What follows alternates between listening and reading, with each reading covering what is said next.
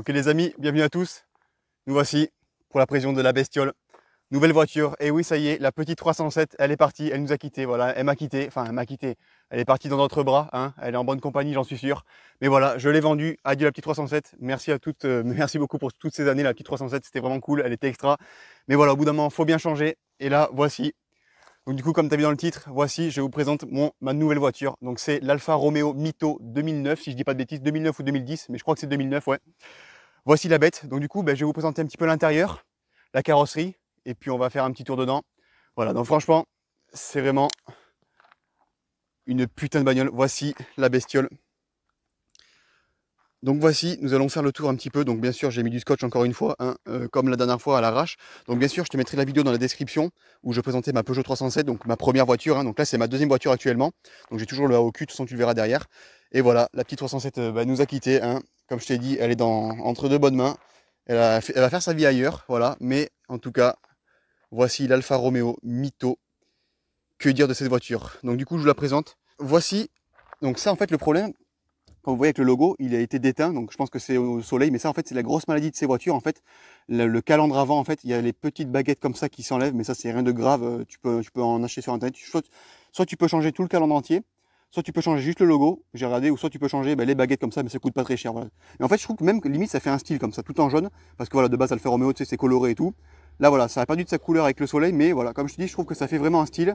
Puis pareil, les petites baguettes, j'essaierai de rechoper sur internet. Donc voilà, le mode sport, comme ça, c'est vraiment très joli. Donc elle est vraiment nickel, hein. Franchement, comme tu peux le voir, la carrosserie, elle est vraiment très propre. C'est une voiture que j'ai achetée d'occasion. Alors je l'ai achetée à 190 000 km et quelques, voilà, pour faire à peu près en gros. Elle a 120 chevaux, c'est une Alfa Romeo Mito 1.6 JDTM 120 chevaux. Donc voici un petit peu deux portes. Enfin trois plutôt avec le coffre. Mais vraiment, voilà, il n'y a aucun pet, elle est vraiment nickel. Avec les jantes comme ceci, ça passe vraiment. C'est très beau les jantes, il n'y a pas un pet.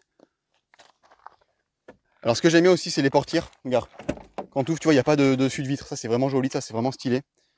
Ça passe. Donc voilà, franchement, elle est nickel. Donc voilà, j'ai le AOQ. Donc là, il me reste vraiment quelques mois avant de l'enlever. Après, je passerai, je serai plus en jeune permis. Voici, avec le petit sigle Mito. Alors, voilà, avec le logo, comme vous pouvez le voir, là, il est coloré. Donc, ce qui est bien avec cette voiture, c'est que, regardez, je vais vous montrer. Je prends les clés. Et donc, du coup, vous pouvez ouvrir le coffre. Donc, voici les clés. Et là, vous pouvez ouvrir le coffre juste en appuyant sur ce bouton. Voilà, et ça ouvre le coffre. Avec un très large coffre, comme vous pouvez le voir, il y a assez de place. Donc, ouais, le coffre, il est vraiment nickel. Bon, là, il y a la roue de secours avec tout le bordel. Mais voilà, c'est vraiment très, très propre. Un grand coffre assez large, assez profond. Donc, c'est vraiment très cool pour faire des courses. Alors aussi, ce que je trouve stylé sur cette voiture, c'est vraiment les phares arrière. C'est vraiment très joli en rond comme ça. Aussi, bon, on peut ouvrir le coffre en appuyant comme ça. Voilà, ça l'ouvre aussi. Hein. Mais ce que j'aime bien aussi sur cette voiture, comme vous pouvez le voir, c'est le pot d'échappement en ovale comme ça. C'est super stylé. C'est vraiment très propre. Ça fait vraiment sport. Voilà, c'est vraiment très classe. Voilà, de dos. Donc c'est une diesel, hein, pour ceux qui poseraient la question, c'est une diesel. Là, si les gens vraiment nickel. Donc bien sûr, je ne rentrerai pas en détail tout ce qui est technique et tout, parce que voilà, je suis pas mécano, je m'y connais pas vraiment. Donc ça, je ne rentrerai pas là-dedans. Voilà, c'est juste sûr de vous présenter l'intérieur et l'extérieur. Donc là, on va passer à l'intérieur. Voici en gros plan un peu de loin. Voilà, elle est vraiment très propre avec cette couleur en plus noire. C'est un noir, je dirais, un peu pailleté. En fait, c'est entre noir et violet. C'est assez spécial, je sais pas si on va voir la caméra. Voilà, c'est entre noir et violet et c'est un peu pailleté. Donc vraiment, la couleur, elle est vraiment très très très propre. Ça fait vraiment voiture de sport, c'est super beau. Et ouais, comme je disais, le logo, je trouve que ça fait un style, tu vois. Vraiment, c'est vrai que ça a déteint. Mais bon, peut-être que je le changerai, ça coûte, comme je disais, ça coûte pas très cher. Hein. Mais je trouve que ça fait un style, voilà, tout en jaune comme ça, c'est un style. Après ça, je crois que tu l'enlèves, tu recolles, et puis ça se clipse. Ou tu peux changer, comme je disais, le calandre avant, mais c'est pas méchant. Donc voilà, le problème aussi, c'est qu'elle est très très basse, donc ça, il faut faire gaffe de ne pas râper quand tu roules. Mais sinon, en soi, quand tu passes de la 307, qui avait 90 chevaux, à celle-ci, qui a 120 chevaux, c'est quelque chose. Hein. Franchement, tu vois, elle tabasse, elle a de la puissance, cette voiture, c'est vraiment un truc de fou. Voici. Donc on va passer à l'intérieur. Donc du coup, pour ce qui est de l'intérieur, donc regardez les poignées en alu, ça c'est pas mal du tout, c'est vraiment très joli. Donc l'intérieur. Alors là, du coup, moi j'ai les sièges en tissu, je dis pas de bêtises, voilà, c'est en tissu. Donc on peut avoir sur cette voiture les sièges en cuir, avec les petites bandes en mode relief comme ça, c'est très joli. L'arrière, bon je vous le montre vite fait, l'arrière, voilà, on a 3 places, une au milieu qui est un petit peu serrée. Enfin non, il n'y a que 2 places du coup parce qu'il n'y a pas de ceinture, je viens de remarquer. Je la découvre en même temps parce que voilà, je l'ai eu juste hier. Donc du coup, je la découvre, voilà, elle est vraiment, regardez les tapis, c'est vraiment nickel. L'arrière, c'est assez grand, tu vois, je pensais qu'il allait être petit, mais en vrai, ça passe, il est assez grand. Et là, nous voici, allez, je vais monter avec vous à l'intérieur. C'est vraiment super joli, voilà, tout ce qui est l'habitacle et tout, c'est vraiment super. Avec le poste radio, donc on a un vrai son, donc il n'y a pas le Bluetooth, mais comme voilà, j'utilise le truc que je mettais dans la 307, le petit adaptateur Wi-Fi, et ce qui est bien dans cette voiture, c'est que ça grésille pas, parce que pour ceux qui ne connaissent pas le principe, en fait, l'adaptateur Wi-Fi, ça se branche avec une fréquence radio, du coup, tu es obligé de choper la fréquence, et du coup, ça grésillait dans la 307. Mais là, du coup, ça grésille plus, je sais pas pourquoi, c'est super. Avec le petit volant, donc en fait, ce que c'est vraiment, tu vois, ça fait vraiment sport. Le tableau de bord vraiment qui fait vraiment très sport. Il n'y a que le volant, je dirais peut-être le point négatif, mais c'est pas grave, le volant est super. Hein. Mais vraiment, tu vois, il fait pas très sport. Tu vois, je trouve que c'est trop plat ici. Il manque un truc. Mais après, sinon, la prise en main, vraiment, c'est super le volant. Alors, ça, dans l'Alfa Romeo, qu'est-ce que c'est? Certains pourraient me dire. Donc, du coup, je vais pas faire le mécano pareil. J'ai bien regardé avant de vous présenter ceci. En gros, ça, c'est le mode DNA sur l'Alfa, comme vous pouvez le voir. Le mode DNA, en fait, donc du coup, il y a 3 modes. Il y a le mode D, N et A, logique. Donc du coup, le mode A, ce que j'ai pu me renseigner, donc en fait, c'est un truc quand tu roules, tu peux le changer et puis ça change la vitesse et tout. Donc le mode A, c'est le mode All-Weather. Donc du coup, en fait, de ce que j'ai pu savoir, j'ai pas encore testé, mais la direction, elle est plus durcie, à ce qui paraîtrait. Donc voilà, dans le mode A. Ensuite, il y a le mode normal, donc le mode normal qui est au milieu. Et donc la direction là, elle est plus fluide. Et niveau patate, tu vois, coup de pied au cul, elle est plus molle. Vraiment, ça met plus de temps à bombarder. Et là, le mode dynamique, donc je pense que c'est le meilleur et c'est celui que j'utilise là. Le mode dynamique, donc le mode D, la direction sera plus durcie avec le mode D. Les montées en régime, voilà, seront vraiment plus franches. Vous le sentez quand vous êtes en 4, par exemple, quand vous écrasez l'accélérateur, là, ça tabasse, tu vois ce que je veux dire. C'est vraiment, tu sens que la patate, elle envoie. Franchement, c'est super. Aussi, voilà, donc ce qui est super joli dessus, c'est ce que je voulais, c'est le tableau de bord qui est équipé du pack carbone. Comme vous pouvez le voir avec ces petits reliefs, c'est vraiment super joli. Voilà, tout en noir. Même les intérieurs de porte, comme vous pouvez le voir, carbone. Voilà, c'est vraiment très joli, ce sorte de petit relief. Ça fait vraiment, ouais, ça fait vraiment sport. C'est vraiment, franchement, c'est propre. Voici un petit peu le tableau de bord, je vous le montre en bref. Voilà, à aiguille, ça je kiffe vraiment. Alors pareil, ça je me suis fait avoir au début, mais pour la marche arrière, en fait, il faut que tu tires et que tu fasses ça. Voilà, j'avais jamais conduit de voiture comme ça. Nous avons 6 vitesses. Le frein à main, voilà, tous les trucs classiques et l'arrière. Donc du coup, ce qu'on va faire, c'est qu'on va la tester. Salut. On va aller la tester un petit peu pour voir l'engin. Et puis de toute façon, on va s'arrêter là. C'était vite fait la petite présentation de la voiture. Voilà, pour vous dire que la 307 n'est plus parmi nous. Voilà, mais bon, ma petite 307, elle m'a fait rêver quand même. C'était vraiment une très très bonne bagnole. Donc du coup, voilà en gros pour l'Alfa Romeo Mito. C'est voilà la petite présentation. Donc ce qu'on va faire, c'est qu'on va prendre la route là. On va essayer d'aller voir un petit peu comment elle tabasse un petit peu. Bon, alors, du coup, on va l'allumer quand même. C'est un peu le but. Donc du coup, ce qui est bien aussi avec ça, c'est que le Bluetooth il se connecte direct. Ça, c'est vraiment très cool. Allez, hop. Voilà, c'est très classe. Je vais vous montrer le son un petit peu. Regardez.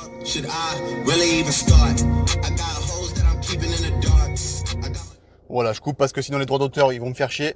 Mais voilà, elle a vraiment un bon son, elle a des bonnes basses. Ça c'est super cool. Je sais pas ce que c'est la marque des basses, mais en tout cas, le son il tabasse.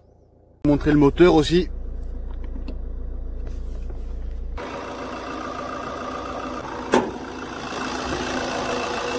Donc voici. Vraiment très propre, hein, franchement.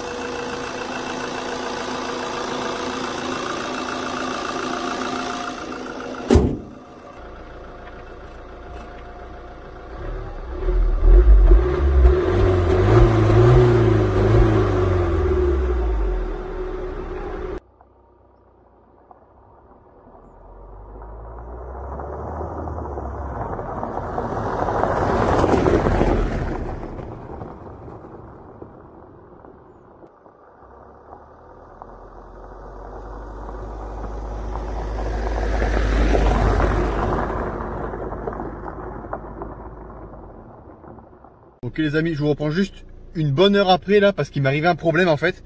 Donc je te mettrai l'image juste ici, voilà, ce voyant là s'est activé. Putain, j'ai flippé, je me suis dit mais non, j'ai acheté la bagnole hier, il y a déjà un problème.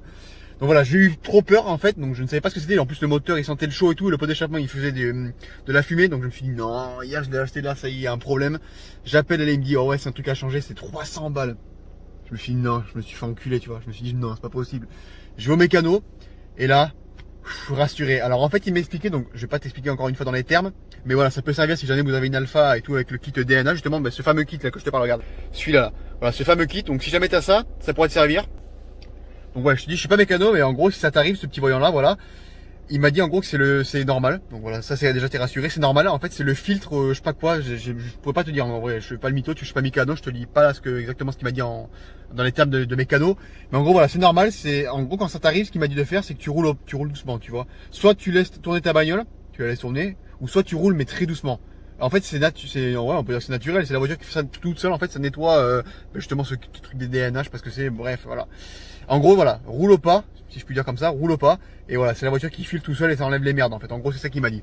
Donc voilà, plus de peur que de mal, on va enfin pouvoir faire cette petite balade, allez, je suis rassuré, j'ai eu trop peur. En fait je viens de comprendre le système DNA, parce que je voyais pas comment ça marchait, en fait il faut rester appuyé, et en fait tu restes appuyé là-haut, tu peux voir, t'as le voyant qui s'allume, donc le mode dynamique, là tu restes appuyé en bas, t'as le mode, donc là non, là je suis revenu au milieu, faut que tu rappuies.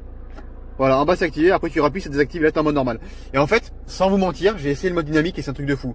Pour vous expliquer en gros, là, je vais tester tout à l'heure, en fait je vais accélérer et mon pied il va pas bouger. Le truc voilà, c'est ça, le pied il bouge pas, vous êtes en mode normal, et en même temps que vous roulez, vous activez le mode dynamique, et là vous sentez un coup de pied au cul direct, c'est vraiment impressionnant.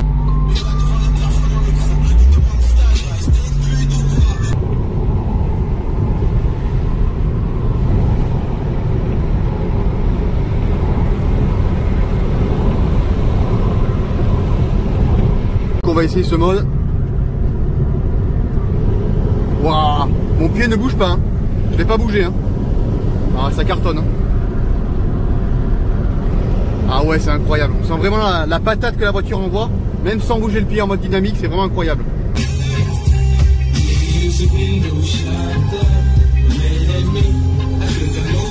Voilà les amis, c'est tout pour cette vidéo, j'espère qu'elle vous aura plu. Voilà, je vous ai présenté ma petite voiture, ça y est, ma deuxième, hein, ma petite deuxième voiture, la petite 307, voilà.